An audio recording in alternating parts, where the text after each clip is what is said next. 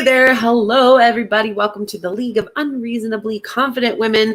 Welcome to the show today. My name is Carissa Lynn Renner, the hostess of this showstess. And today I'm talking about money, money, money, money. Y'all like money? You want more of it probably if you're like most people.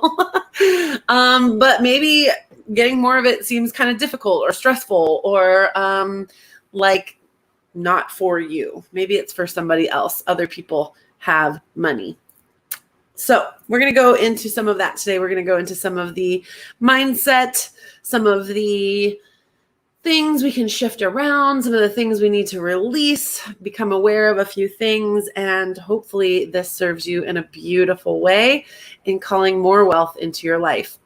And I do use the word wealth a lot, even though I'm not wealthy. Technically, but I am so wealthy. I'm wealthy in my home. I'm wealthy in my friends. I'm wealthy in the food that I eat and the abundance of money I have to buy groceries and pay my bills. And I'm wealthy in love. I'm wealthy in my sweet little pets. I'm wealthy in so many ways. So when I say wealth, one of my clients made the joke. She repeated the joke from Chris Rock that was like, along the lines of, the guy who plays on the Lakers is rich. The guy who signs his checks is wealthy. And, it's funnier than that and definitely more detailed than that. But, he's like, wealthy is like a level most people can't even fathom. And to be honest, I'm still in that boat. I can't really fathom what it would be like to be truly wealthy. My nervous system doesn't understand it. My mind can't quite wrap around it. Like my mind's still trying to wrap around what it's like to make 6 figures a year, what it feels like to not be worried where the rent's going to come from or how I'm going to pay down my credit card debt. Like those are the things that my level of wealth is allowing me to process in this place. However, what I'm going to teach you today and what we're going to talk about today is the importance of embodying something before you see the physical evidence in the real world. So I'm going to start embodying a person that has more than enough money before I see evidence of it in the real world, because we create from the inside out. So let's dive in and get more specific. All righty. So the first thing I want to talk about is that energy is everything, including money. Energy is everything. And I don't mean I do mean it is everything. Like, when you say like this ice cream is everything, it's like everything I ever wanted. It fills all the gaps. I mean it like that, but I also mean it's literally everything, from the headphones hanging here on my desk to my hair, to, the floor I'm standing on, to the leaves outside, to the sunshine, to the wind. It's all energy. And what the quantum physics field has found is when you come down and get as small as you can. Like, yes, my desk is made out of wood, but that wood is made out of, cells, and the cells of that tree are made out of, atoms, and those are made out of molecules. And the molecule, when you get down to this molecular level, when you get down to the very tiniest bits of matter that we have, what they have found is there is more open space than there is solid matter. So even though these things are dense, this desk, my bones, these things are dense, we can feel them, they feel solid, they appear solid, we perceive them as solid. If you take them down to the very core building blocks of what they are, it's mostly open space. And in that open space, we have vibration, we have resonance, we have the open space that connects with the open space that is outer space. It is energy. It's all energy. It's all vibration. It's not really matter. I mean, it is matter, but it's not matter, right? It appears to be solid matter, but it is really at its core level, energy. So this applies to money. Not only is the bill that you hold in your hand energy, like the actual paper or cloth. I think bills are actually made of cloth, if I'm not mistaken. But we'll just call it paper for the sake of ease. The paper that money is printed on, it's literally same thing. It's a tree, right? It's fabric, whatever it is. It boils down to these tiny parts that get tinier and tinier. And when you take it all the way down, it's mostly empty space. And in that space carries vibration, resonance, energy. Money as a currency is also energy. Currency itself is energy, right? If you take the word currency and break it down, it's a current, right? A current of energy, like a current of water or a current of wind. It's energetically flowing. So this is an important word when we talk about money flow. Money likes to be in flow. It's a currency. It likes to be in the current. It likes to flow.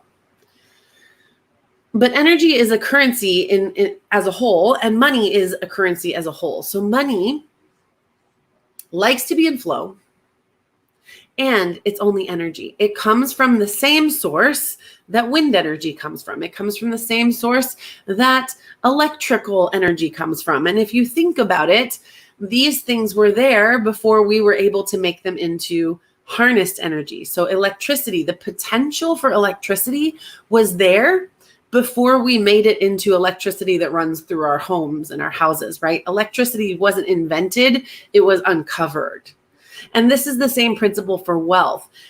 We live in an abundant universe. We live in abundance. There is no lack. In fact, a lot of people talk about lack mindset versus abundant mindset. And the truth be told, there is no lack. There's only abundance and resistance to abundance. And think about the world around us. How abundant are we? We never run out of oxygen. We never run out of sunshine.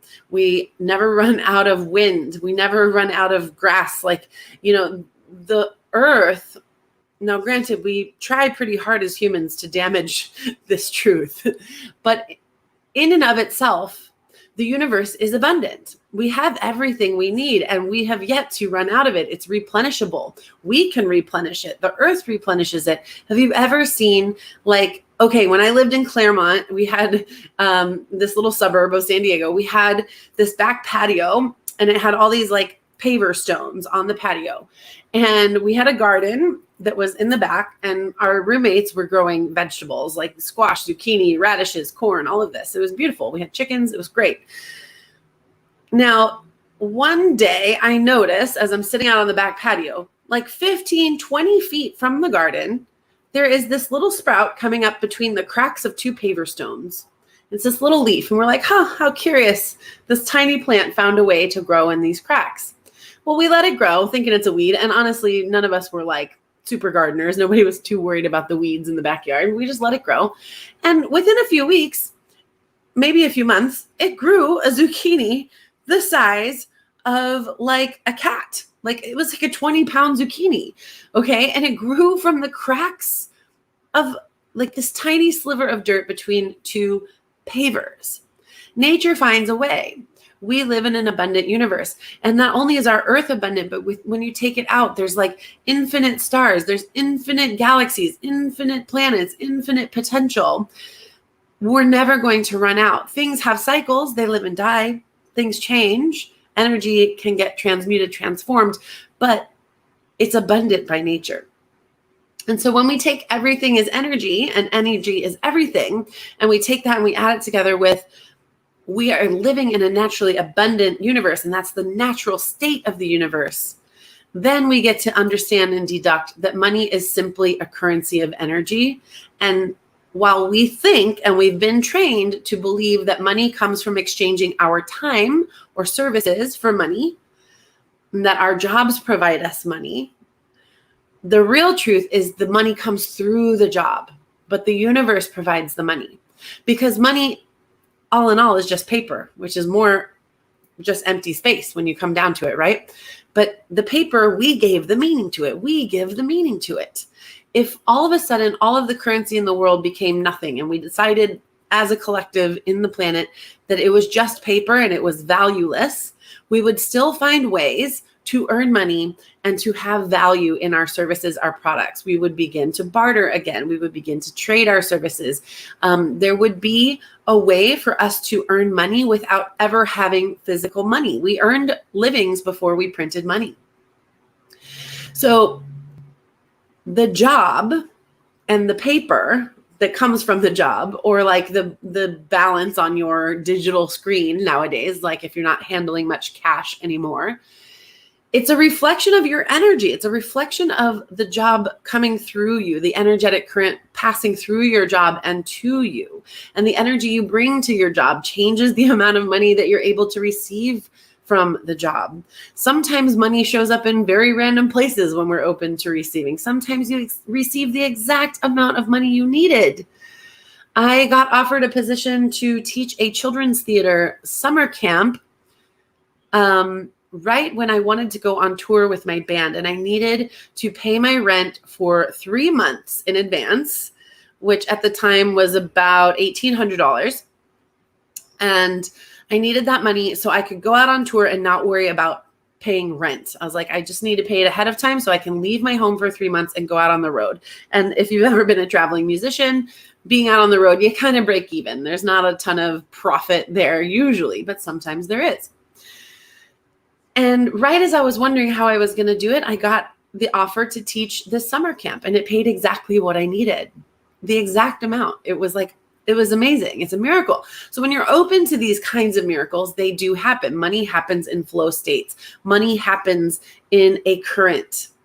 And as long as you're a conduit for it instead of a stopper, or like, what is it that you would grant? Like if you don't want to get electrocuted, you would like touch rubber, right? That's what they tell you, to touch rubber because it stops that current.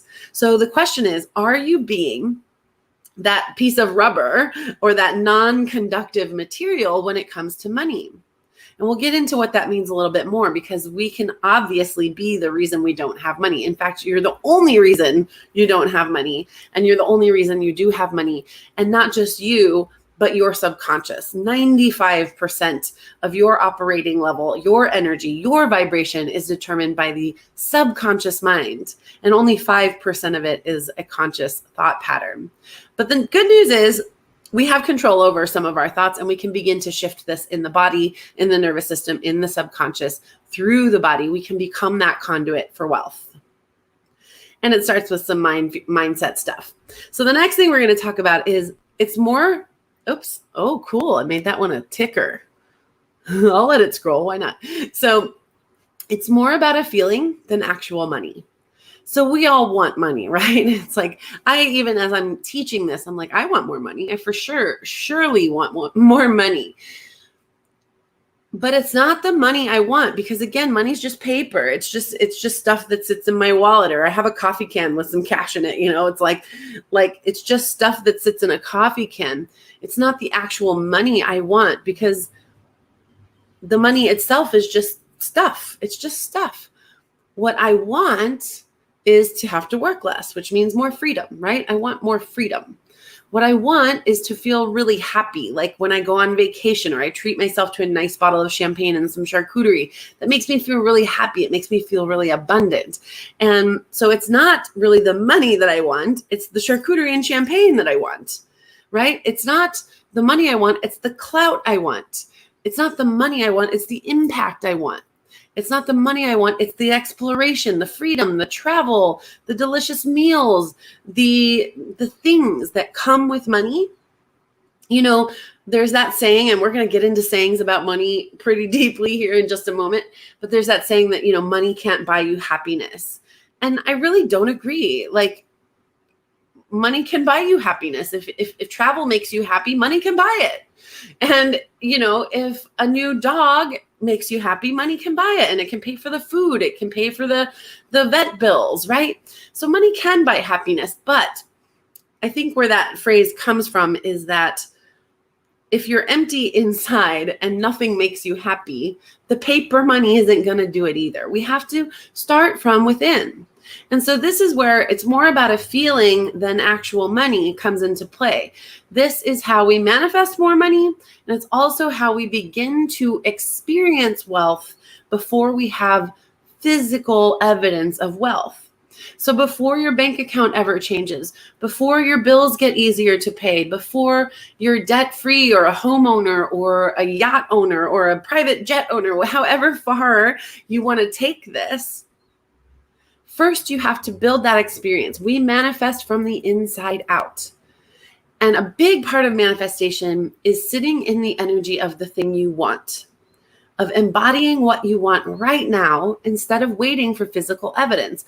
The Newtonian physics world would have you believe that you can't have something until it is tangible in your hands, right? You have to get the thing. Once I earn more money, then I'll be happy. Once I complete my thesis, then I can relax. Once I do this, then I can do that. These if-then statements are really deeply programmed into us from society. If you get a good grade, then you can have ice cream. If you finish your homework, you can watch TV. Now, delayed gratification is a whole other conversation, and there is some value in that, in getting the hard stuff done first.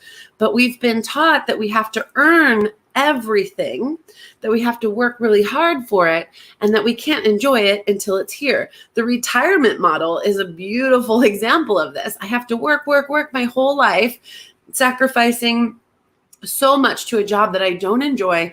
I have to sit behind a desk. I have to pretend I like all my coworkers and my boss, and I put this smile on so that the last 7 to 10 years of my life, I can be free and happy and travel and relax. I'm sorry, but I don't want that life. I don't buy into that life. I can't even enjoy it. The last 7 to 10 years of my life, I will have been sitting at a desk and hunched over my whole life. I won't even be able to walk and stand up straight to enjoy my travels. I want to feel that freedom now. I want to feel that wealthiness now. I want to feel that adventure now. And so when we can walk away from trading time for money, but realizing that money flows through our work, and the bigger impact we have in our work, the bigger amounts we can call in, and the more people we influence with our work, the more impact and the more money we can call in, we can start to live that life now. And when you start to live that life now, can I afford to just take off and not work anymore? No, not right now. I can't. So yeah, like retirement still is like, yeah, we'll keep working and someday you'll have enough to do this. But what if the truth were this? I can book myself a night in a hotel for about $150 to $200. Can I afford that in my monthly budget? Yeah, probably. Maybe not all the time, but here and there for sure. And I can go to that hotel. I can lay by the pool. I can enjoy the amenities. I can take a bath in the big fancy bathtub at the end of the night. I can watch junky TV and order room service. And I can feel as though I'm on vacation right now. And I don't need to be wealthy to do that. I can just save up a few extra bucks, right?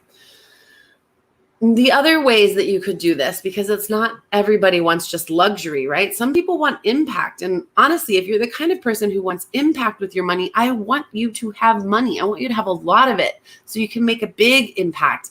One of my personal values is to get more wealth into the hands of heart-centered, rounded women who want to change this world, who want to welcome and usher in a new paradigm. So if you're that woman and you're like, man, I really want to make a big change in this world. I really, really want to see something beautiful come of my work and of my spirit and my soul. And I feel called to do this, but I don't have a lot of money right now. How could I possibly make a difference? Start with $5. Donate $5 to the cause you want to see it go to. Do an auto pay. Monthly, $10, $5. Buy somebody's coffee, make them smile. If you want more love in the world, bring more love in the world. Do it now. It doesn't take a lot of money. And that will make you feel wealthy. It will put you in abundance. It will put you in the reminder that that $5 does not need to be clung tightly to. It will come back to you. It's a replenishable resource, the most replenishable resource. Let go, be giving, be generous right now.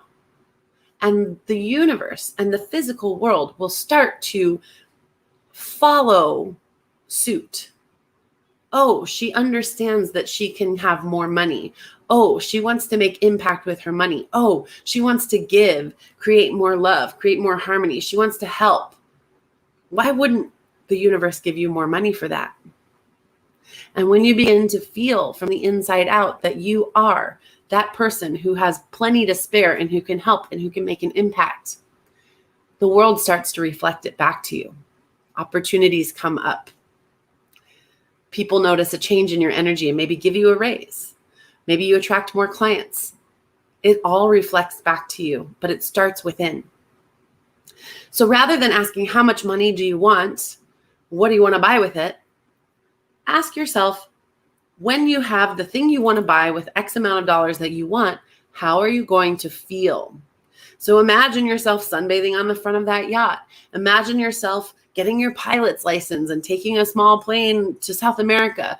Imagine yourself opening an orphanage in a developing country. Imagine yourself helping get clean water to everyone on earth. Whatever your cause is, get in the feeling of it already being done. Allow yourself to feel those emotions, feel proud of yourself, feel expanded, feel love, feel gratitude, and then watch as the outer world transforms from the inside out. So find the feeling of the money, and the money will follow.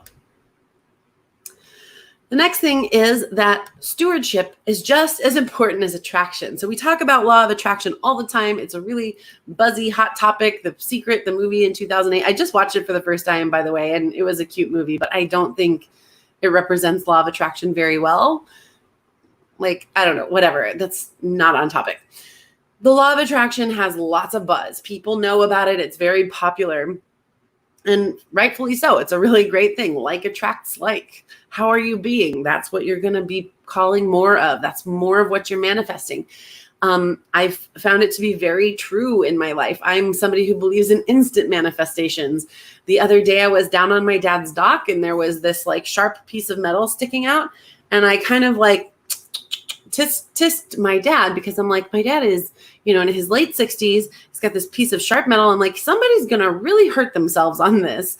And about 3 minutes later, I turned around and sliced my foot open on it. I spoke it into existence. And it was purely accidental, but there are no accidents in my opinion. I don't really believe in coincidence or accidents. I only believe in a conversation with the universe. And I believe our words carry so much power. So we're learning this from a lot of places. I teach it, law of attraction. You're calling in what you're putting out, right? Like attracts like. However, you might be attracting lots of money. Perhaps you have an easy time attracting money. Maybe you've been working on this already. Maybe you've been learning to attract money. I am wealthy. I am wealthy. I am wealthy. You say it every day. You write it on your mirror and money's flowing into you. But how do you treat that money when you get it? This is really important because money can go just as easily as it can come. It's a flow, right? It's a current. Currents don't generally stop. They flow through. So when the money comes to you, what is it being greeted with? How is it being greeted? How is it being treated?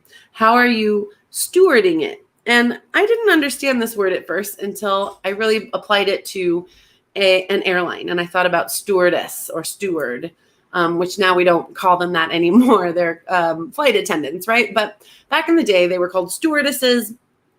And you think about like, if you went onto a plane, now maybe for me, I have certain airlines I really don't like to fly because I find that the flight attendants are kind of grumpy. And the vibe is kind of grumpy and the seats are kind of small and the snacks are kind of stupid. And, there's just kind of an energy of like, ugh. And I won't name names because maybe you like that airline, but I don't resonate with certain airlines. Personally, I resonate with Southwest. I love Southwest. I like that you get to pick your own seat. I like that the flight attendants make jokes on the call. I like that there's a Wi-Fi network and movies. I like that they give me pretzels. There's a bunch I like about it. And I even am happy when I fly Southwest if I take the very last row and the middle seat. I will be fine because there's just a vibe and energy around Southwest Airlines that I enjoy. I like that I don't have to pay to check my bags. I still get to take 2 free bags. I think that's awesome in the world of flying that we're in now, where everything gets more expensive and less personal and less friendly every day. Okay, so now you guys know I love Southwest. I resonate with Southwest. So now we're going to move away from law of attraction for a moment and talk about law of vibration. I vibrate at a frequency that is compatible with Southwest's vibration. Your vibe attracts your tribe, right? So when we think about stewardship, it's like, think about walking onto a plane and how you get greeted by the stewardess or the steward or the flight attendant now that we're in 2021. If they're kind of snappy with you and they're not very helpful and they're like kind of looking at their phone or filing their nails or rolling their eyes or just kind of grumpy, which I think a lot of them are, would you want to fly that airline again? Would you want to hang out with those people? Would you want to be on that flight? No, you want to be on the flight where the girl's like, hey, do you want some extra pretzels? Here you go. Like, can I get you anything? How you doing today? How you been? That vibration is more attractive to someone like me. That's what I like. You know, maybe if you're a grumpy person, you like the grumpy flight attendants. So the same is true with money. It's like you might be attracting money to you, but how are you welcoming it in? When you get it, are you resentful of it? Are you afraid of it? Are you stressed out by it? Are you bitter that there's not more of it? Are you ashamed that you don't know how to hang out with it? What are your feelings around money? And what do you do with it? And how do you treat it once it's on your airline? You are the stewardess and we're on money flights, money airlines.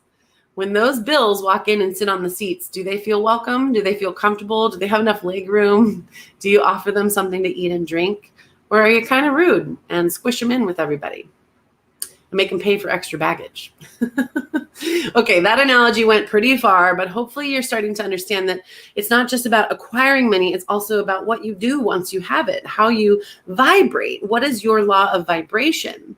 Because, and this will actually take us into our next topic, you might be blocking your own money magic if the vibration you carry around money is a vibration that is a low vibration, such as shame, guilt, or fear, versus a high vibration, love, joy, freedom. So this takes us kind of back to, it's more about a feeling than money, right? Because why we all think we want money is because it's going to buy us the nice car and the nice house and the vacation time and the attractive partner and all the things we think that money buys that we want. But the feeling we get from that is, I'm kind of badass. Like I got a lot going on for me. I get to show off. I get to have fun. And it's not a bad thing to want those things if that's what you want and you're totally honest about it. If that's what you want for validation purposes only, perhaps it's time to dig a little deeper and see what your true desires are. Because if you're seeking out fast cars and beautiful people and glitzy experiences so that other people can give you approval, perhaps that approval needs to start from within, just like the manifesting.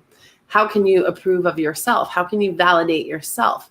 Because just like we mentioned that story earlier of money can't buy happiness, that's exactly what I mean. It's like if the money is only providing you validation and self-worth because other people start to see you that way, but you continue to see yourself as unworthy, well, that money is just going to dig the hole deeper. You're going to need more and more and more of it. That addiction will be fed. And this is where we get things like money is the root of all evil, which, by the way, is the inaccurate quote. The actual quote is the love of money is the root of all evil. What are some other common money sayings that maybe you have in your awareness as I'm speaking? Think about them. Write them down. Money doesn't grow on trees. Where do you think you're going to get the money for that? Money burns a hole in your pocket. That was the one my mom always used to say to me. And I am a spender. I'm not a saver. So there is a vibration that you carry surrounding money that comes from your upbringing, from your childhood, from your parents, from your tribe, from your collective tribe. You know, the collective narrative about money is different if you're Jewish, if you're Black, if you are Asian, if you're from the South, if you're from New York, depending on where you grew up and in what collective space, the conversation about money is going to be different on the collective. If you grew up in poverty, it's very unlikely for you to become wealthy unless you do a lot of mindset work, a lot of work to shift your vibration around money. Because these stories, and that's what they are, they're stories, They're deeply programmed. And from 0 to 7 years of age, your brain is in theta. Okay, so we're normally in beta. And when you're young like that, it's alpha and theta. Those brainwave states are when you are more like a particle than you are matter, which I won't explain fully here, but it kind of goes back into that quantum field conversation we had at the top of this. It's also what you achieve right before you fall asleep and right after you wake up. And it's also what you achieve when you get into a meditative state. So there's a reason that there are so many money meditations. There's a reason that there are so many hypnotherapy treatments and money and just meditations in general to change mindset, to change, to grow, to expand, to see what our limitations are. Because the subconscious mind runs 95% of our programs, and they are just that, programs. So from 0 to 7, your brain is just in those states of alpha and theta, where you're very spongy, you're very susceptible, you're very programmable. So whatever you grow up with, those are operating, whether you're aware of it or not. And a lot of you, and me included, probably aren't, because it's subconscious. If it was conscious, you'd be aware of it, right? So this is part of the work of getting into that subconscious. What are my beliefs? Where did they come from? Are they true? Is it true? Money doesn't grow on trees? No, money is actually made of trees, I think.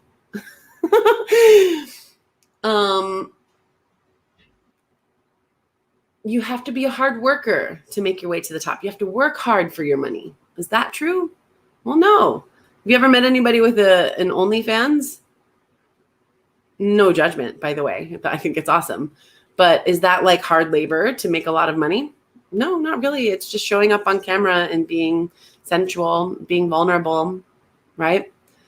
That might not be the best example, but I think you maybe can see that like some of these things that we're taught have holes in them. It's not waterproof. It doesn't hold water. When you really, really get into it, it's not entirely true.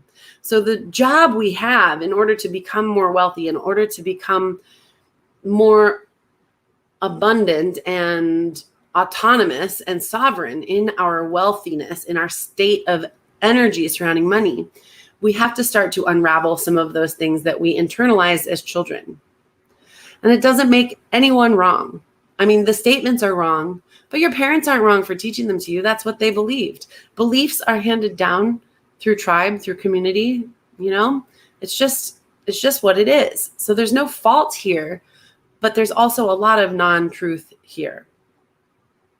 So even if you figure out law of attraction and you start bringing in all this cash, if you believe that money is the root of all evil, or for example, my parents fought a lot over money because they went through a divorce when I was in that age range, that young age. And so there was a lot of fighting about money. Who's going to take care of us? How much child support are we going to have? Who gets the house? And then, you know, the aftermath of the divorce, where my mom was working 2 jobs and raising kids and, you know, kind of going to court over child support and trying to get more money, while my dad was living kind of a life of luxury without us. So these kinds of things create this money story that each of us has. And so even if I was operating from that place, even if I were to inherit, let's say I just inherited or won $100,000. Say I won $100,000 at the casino, which I don't really go to the casino, but it's a possibility, right? The likelihood of me holding on to that money and doing something with it is not good, because I believe that money creates fighting, that money creates tension and stress, and that mom and kids, I'm the kid in this scenario, have to fight for money to get it, while single males get to have whatever they want and earn whatever they want. And that fighting is stressful. So if I believe that money is stressful and that it's not for me, even if I get it, I'm not going to hold on to it. You've heard 100 stories of people winning the big bucks, mega lotto, and being broke again within a couple years. You've heard 1 million stories of rock stars and rappers and actors getting all the things, the Ferrari, the mansion, the pool, the invite to the Playboy mansion, and then being bankrupt within a matter of years. It's a common story because money carries energy, and your energy with money will either resonate or vibrate at a similar level, or it will create dissonance. And wherever there's dissonance, it's like putting opposite ends of a magnet together. They push apart. So in theory, if we took every dollar in the whole world, put them in a giant jar, did the calculator, and divided it 100% equally between every single soul on earth, man, woman, child, every human on earth got the exact same amount of money, I believe it would be a matter of years before we were back to classes and before we were back to the haves and the have-nots. Because some people have a container to hold money, other people do not. And that's our responsibility to create the container from the inside out and undo some of the things we were taught. Lastly, wealth is a personal relationship. And I've been talking about this the whole time, but I want to reinforce it. It's a relationship to yourself, to your beliefs, to your own worthiness. It's a personal relationship with the amount of love you can receive, with the amount of openness you're willing to have, with the amount of impact you're willing to have. How big are you willing to play? How much can you open your heart? The money is of a similar vibration as love, as joy, as freedom. It's a high vibrational frequency. It's abundance. It's naturally abundant. The universe is giving us a high vibe frequency of abundance through money, through the conduit of money. And so if we are operating in a low vibrational frequency around it, shame was a huge one for me. I had so much shame around money. I just thought, I just can't ever get it right. I never have enough.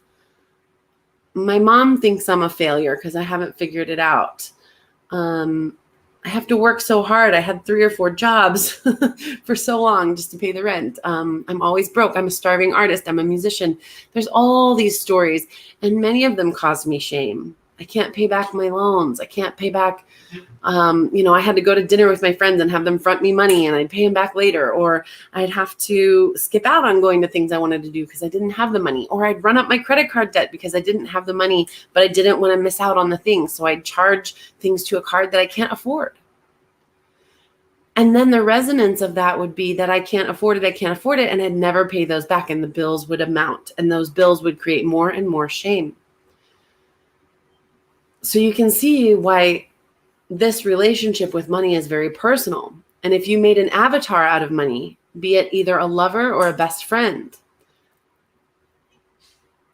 if you carry a lot of sexual shame with you, do you think your lover wants to be in your romantic presence? Probably not. Shame is not an energy that is attractive, right? Like we'd be like, oh, okay, you have some stuff to work through. I love you, but I'm going to keep my distance. If money were your best friend, let's call her Lisa. She's your best friend in 1986. If you were like, man, I never have enough money. Why can't I have more money? When I get money, I'm going to put it in my pockets. I'm going to hold on really tightly to it. If that was your best friend and you were calling her up and being like, I never get enough time with you. I never get to hang out with you. You don't ever want to be with me. And when you do, then I'm going to be really clingy toward you, and I'm not going to let you leave. And I'm going to just tell you how much I love you. And like, please don't go away and don't ever like leave me. That insecurity is very repellent. And your friend would probably not want to spend as much time with you because she feels clinged to, right? So clingy energy, shameful energy, regretful energy, guilty energy. If you feel these things around money, it's time to clear them up, because money is a relationship.